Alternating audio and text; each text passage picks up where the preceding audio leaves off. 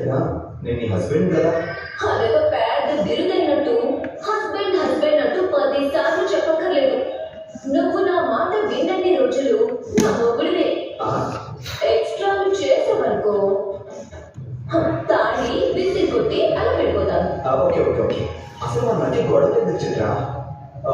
నువ్వే కదా నీకు రోషన్ లేదు మోషన్ లేదు అని నాకు కోపం తెప్పించావు. సరే సరే కానీ ఇదంతా వద్దు కానీ అసలు విషయం పోదాం. ఈ ఇంట్లో నేనేం మాట్లాడినా కానీ నువ్వు తల ఊపుతూ ఉండాలి. నేనేమైనా గగ్గెత్తునా? అసలు నాకు అర్థం కాదు. నువ్వు నా మీద తాళి పెట్టావా, నేను నీ మీద తాళి పెట్టానా? ఏంటి మళ్ళీ నోరులేస్తుంది? అది కాదు చిత్ర, అది మరి ఇంకేం మాట్లాడండి. పంచమి ఇంట్లో ఉండడానికి వీల్లేదంటారు. మీరు జస్ట్ ఓ అనండి అంతే.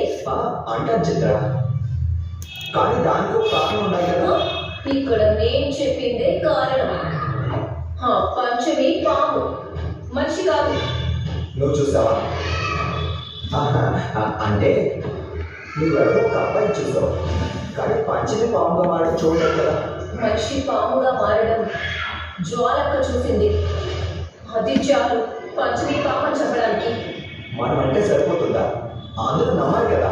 మోక్ష ప్రూఫ్ చూపించమంటే మీరేం చేయలేకపోయారు. అవన్నీ నేను జ్వాలక్క చూసుకుంటా. నేను చెప్పినట్టు మీరు తలాడించండి చాలు. నువ్వే కదా మీ జ్వాలక చాలా డేంజర్ అని అన్నావు. బా మీకేం అర్థం కావట్లేదండి. జ్వాల డేంజర్ కాదని నేను ఇప్పుడు అనలేదు కదా. దాంతో ఉండాల్సిన జాగ్రత్తలో మనం ఉన్నాము అంటున్నాను. కానీ ఇంట్లో వాళ్ళందరితో గొడవ పడాలంటే దాన్ని కలుపుకుని పోవాలి. అసలుకే జ్వాలకి నోరెక్కువ. దాని మాటకి అందరూ భయపడతారు. సరే సరే, ఇప్పుడు ఏం చేయాలో చెప్పు. ఇప్పుడండి మీరు కరెక్ట్ మొదలు అనిపించుకున్నారు. ఏం చేయాలన్నా భార్య పర్మిషన్ తీసుకున్న వాడే కరెక్ట్ హస్బెండ్. నీలాగే నాకు కూడా బాడీ పెరుగుంటే కొడతావా? చెప్పు. ఏం చేస్తావో చెప్పు.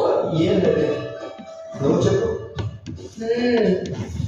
నన్ను కొట్టాలని నువ్వు తెగగలని కాకు. అది జన్మలో జరగదు. నేను చెప్పింది నువ్వు వింటూ ఉంటే అసలు మన మధ్యన గొడవలే రావు. పంచమి ఇంట్లో ఉంటే మేము ఉండము అని చెప్పాలి. అందుకు ఒప్పుకోకపోతే మా ఆస్తి మాకు పంచివ్వండి, మేము వెళ్ళిపోతామని చెప్పాలి. సరేనా? చెప్పినట్టు చెయ్యకపోతే మర్యాదలు ఎలా ఉంటాయో చూసావు కదా. సరే, కార్డు చూపించు. ఎందుకు చూపించమన్నానా?